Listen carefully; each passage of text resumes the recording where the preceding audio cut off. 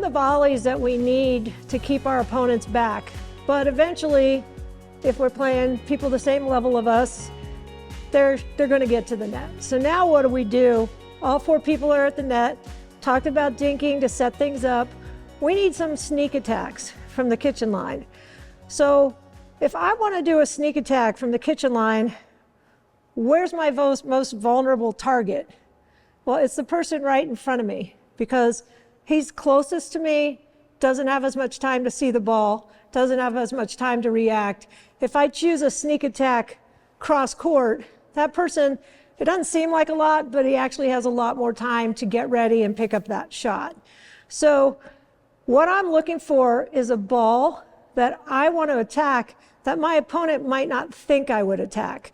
So I've got to figure out what ball is that. If somebody hits me a ball in this first third of the kitchen, and we play impatient people all the time and want to whack everything, and I try, this ball doesn't bounce very high, and I try to attack that ball, I'm not going to be able to get that over the net. It's impossible. That's kind of a silly shot to try. If somebody hits a ball close to my feet, which is technically where they should be hitting it, and I also think I can pull off some fancy shot, and I take a ball right off my shoe tops and try to attack it, that's really not going to be very successful either.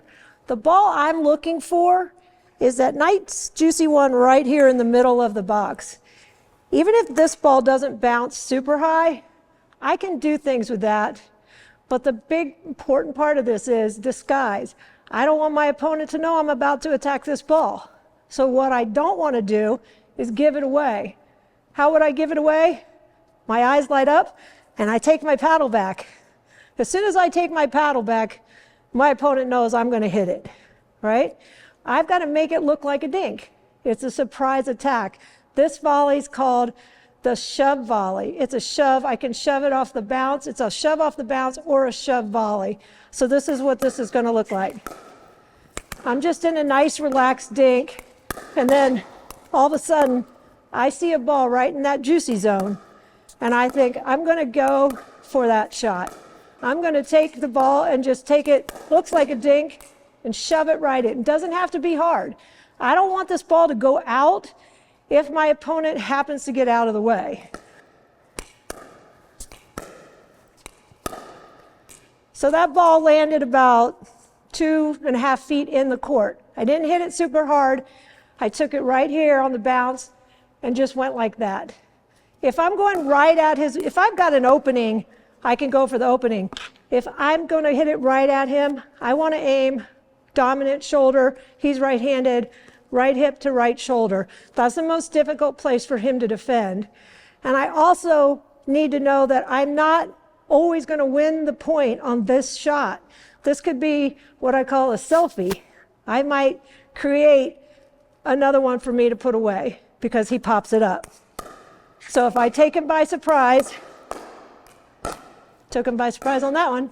If I take him by surprise and I shove it, then I might get to put the next ball completely away because he's just on defense and giving me an easy ball. Now, what if he gets it a little higher and I can take it out of the air? I don't want to take it off the bounce, and all of a sudden I can just take that out of the air. Again, it looks like a ball I just might dink. Again, I can pop that ball. Just right here, it looks like I'm going to dink, but at the last second, I'm going to just shove it right at his body. Again, I might not win the point. I did on that one. But I might not win the point on that first ball, but what I'm looking for is that next ball that then I can absolutely finish that point on. So this is a really good weapon to have. This is something you want to keep in your pocket. Like I said, the biggest thing on this is disguise. If I give it away, he's probably going to have his paddle up and ready because he sees it coming, and it's going to come right back at me. So while you're looking for that right ball to attack, also be aware that you've got to recognize when you've given them the right ball to attack. Don't let them surprise you because they just tacked that ball in that exact zone that you're looking to attack.